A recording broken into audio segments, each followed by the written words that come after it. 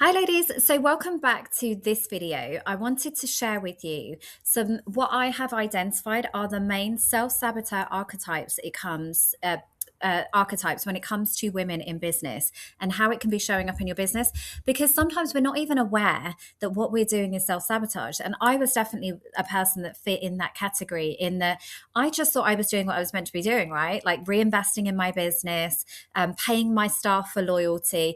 I didn't realize that I was overpaying my staff. I didn't realize. One month I actually paid like £600 on coffee. I was buying that every month because what I was ultimately trying to do was buy my staff's love.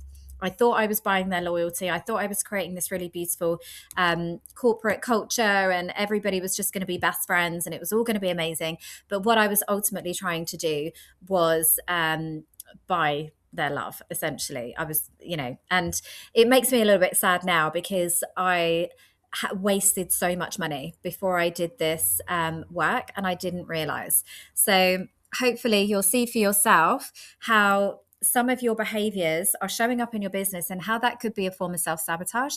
But it's also knowing that those responses that you're currently taking are trauma responses from your childhood, and it is a way of your brain to keep you safe. So you're not doing anything wrong. Nothing is bad.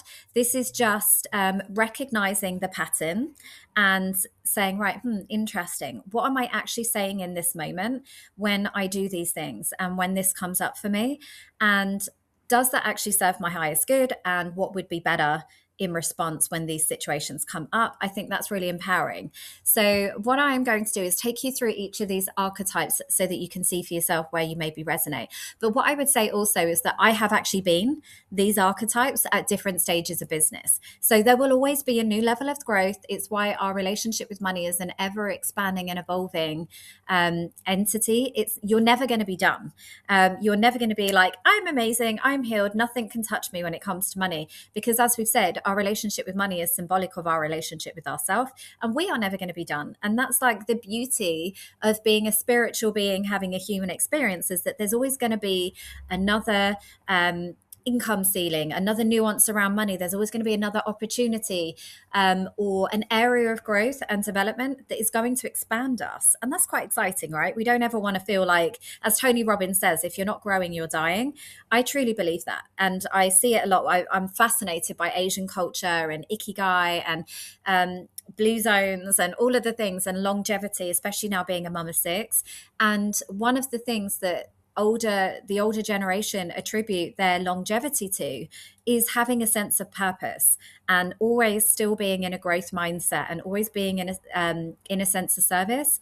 And that's what we're doing when we do the work, right? We are giving ourselves we're creating room, we're healing, removing that yucky stuff that's in our body, that trauma, and then we are essentially creating space for new abundance to come in, and then ultimately we'll reach a capacity with that, and then there'll be something else for us to clear away and to create space for, because the universe doesn't love a void, and it will obviously want to fill that vacuum. So what I would say is, obviously this course, by the way, is also very much like focused around the mindset.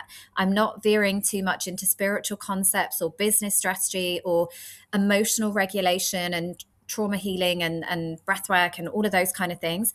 But I would say that if you recognize for yourself you want to go one level deeper, then I would love to encourage you to come and join us inside the academy, because that is where we continue to do this work, right? That is where you continue to get somebody holding up a mirror about these kind of behaviors where you might be keeping yourself small. It's where you can continue to do the healing at every level and layer, and just keep expanding. So I'm going to plant that seed. If that interests you, let me know. Otherwise, I'm going to dive into these archetypes now. Okay, so let's dive in. And as I said, I have been a version of these archetypes throughout my career. So that's the thing. We're ever evolving and expanding, which is exciting. So the first one I want to share with you is the rebel. So this is the woman who can be super defensive. She's been through some things. She's therefore learned to have like a bit of an armor up and a bit of an FU energy, because she's used to being like, shit on, for better of words, and betrayed and abandoned and rejected. So now she kind of comes out swinging. This means, though, that she ends up avoiding easy money in her business. She makes things harder than they need to. She doesn't typically tend to collaborate or play well with others. And she just is out there on that lonely limb doing all the things. And sometimes there can be an element of, and obviously this comes from self-protection, right? As I said, all of our archetypes are created in our psyche and these patterns of behavior in order to keep us safe. That is its whole primary goal. So in order to remove those archetypes, it's about creating safety in other ways, which obviously we'll do through a parts integration on another module. But sometimes, again, she can be different for the sake of it. She doesn't want to listen to mentorship.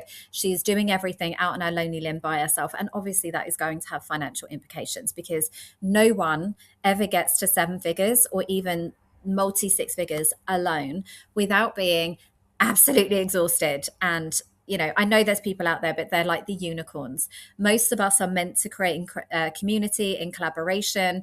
We need to be supported because obviously I work with human design. We're meant to be together as part of a collective, each sharing our own unique gifts and the ways that our energies are meant to work. So we're like parts of a jigsaw puzzle. There will be things that you are not very good at that somebody else will be amazing at. So if you grow your business with that intention that I'm going to bring in the people that are better at the things that I'm not, then you are just like win, win, win, win, because any successful CEO will always be recruiting for the person that can do things better than they can. Their ego doesn't play a part. They don't need validation from being the best social media person, because unless you're a content creator, why do you need to be that person? So then we have the martyr. This is the person that tells themselves and everybody else, as a form of self-protection, I'm the only one that cares about my clients. I'm doing it. I get this a lot in spiritual communities from women, where they end up then like basically undercharging, over-delivering. They don't want to be seen to be in it for the money. And they just want to be in complete service. But obviously this caps their growth, because you're going to get burnt out. You're going to get absolutely exhausted. Your client's going to walk all over you. And if you're undercharging, you're probably not going to attract the best clients that are actually going to do the work anyway. They're just coming to you because it's cheap. You've got no personal boundaries and you're over delivering and your business isn't sustainable. So really nobody is winning in that situation. And I remember for a time that I was the martyr mum. And for me, this looked like doing everything, being in service of my kids and running myself ragged, trying to be the Pinterest mum that does absolutely everything, until I realized that I am now creating a model of the world of how like a blueprint of how my daughters are meant to show up in this world. Do I want them to be doing this with their kids? Absolutely not. I want them to enjoy their kids and to be happy and to be empowered women and to be more than one thing. If I am like a servant to them, then I'm teaching my son how to treat the women in his life, my sons, sorry.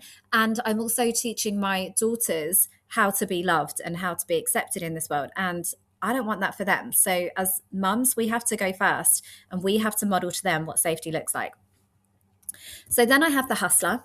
This is the person who is very much like in that push energy, looking for the fast cash, the quick wins, very opportunistic, lots of new offers, no long-term plans, because they're living in the moment. They're coming from survival. They're just about how much money can I get now, rather than like wanting to build a personal brand or anything that has longevity.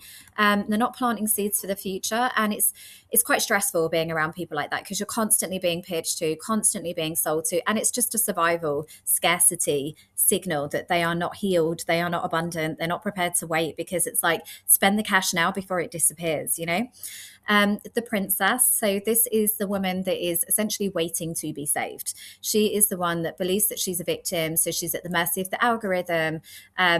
People don't like her. Things aren't easy for her. They're unable to detach from the emotions of their business. They take every rejection personally. They think it's all about them. They're waiting for mentors to save them. They're waiting for partners to save them. Why can't things be easier? And they're just in full-on victim mode. They are being a princess, not a queen. They are not taking ownership. They're not sovereign. They are just waiting, basically. And obviously that is costing the money in their business. The magpie.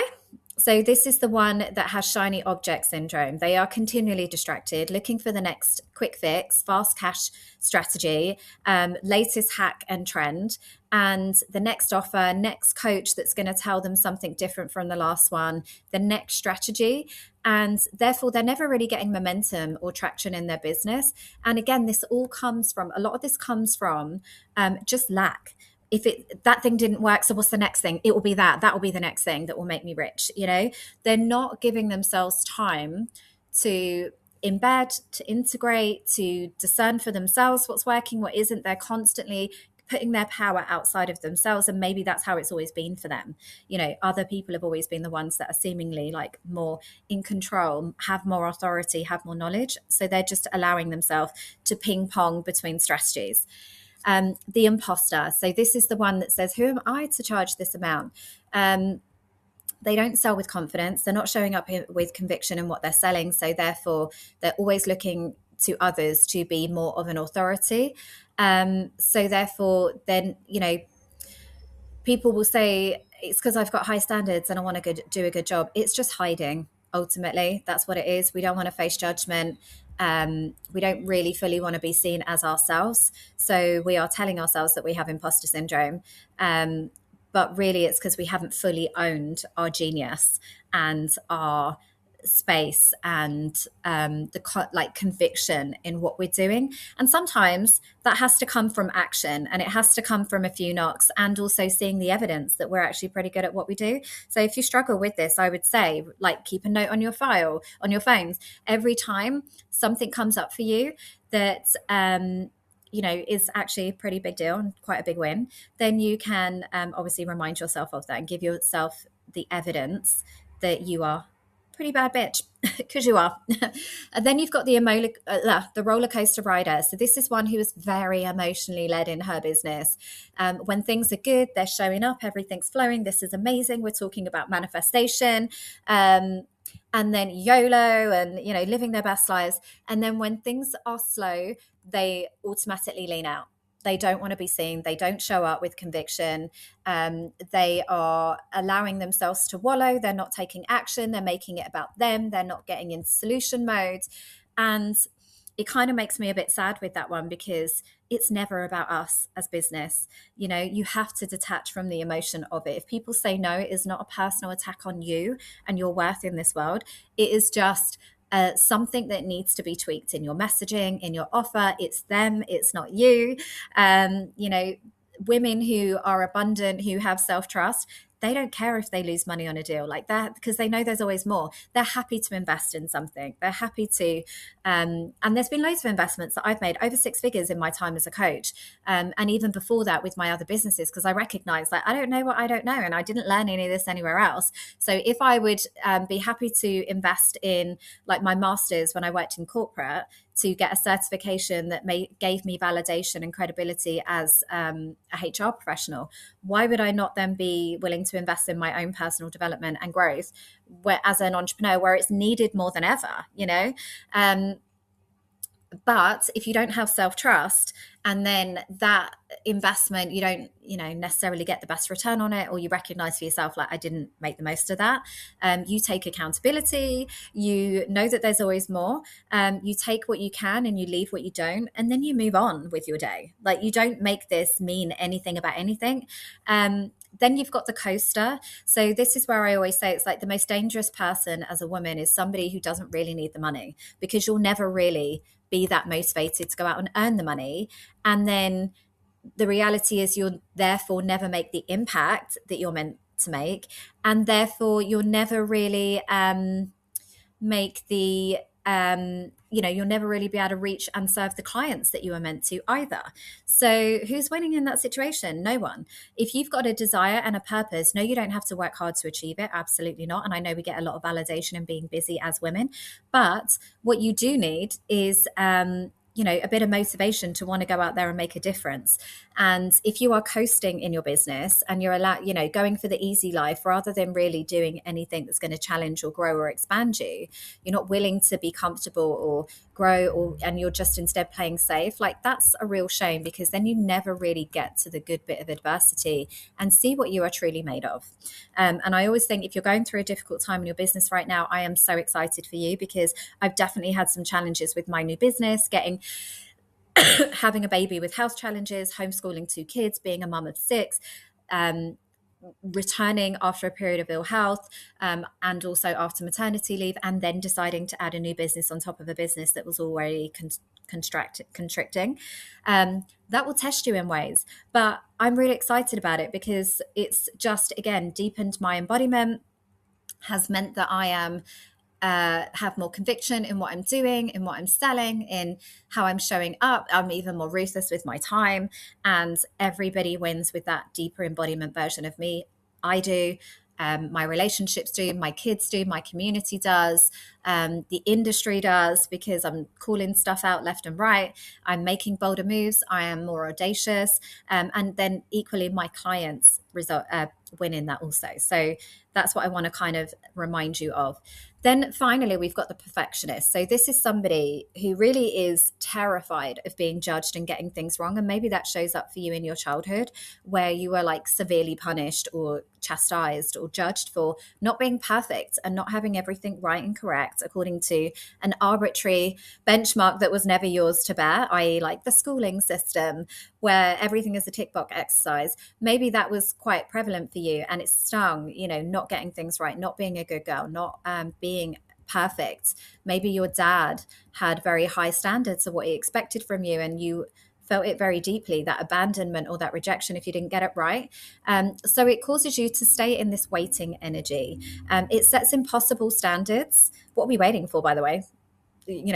Perfection is such a relative term. What is perfect to you might not be perfect to somebody else.